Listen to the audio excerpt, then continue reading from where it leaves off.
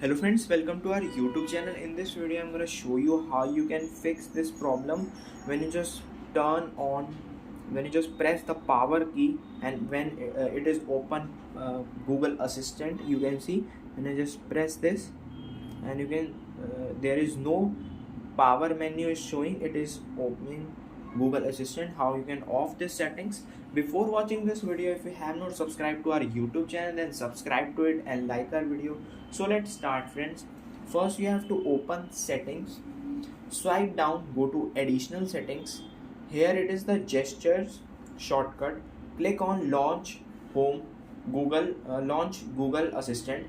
You have to just disable this. You can see press and hold power button for 0.5 second. When you just off it and press, you can see power menu is showing.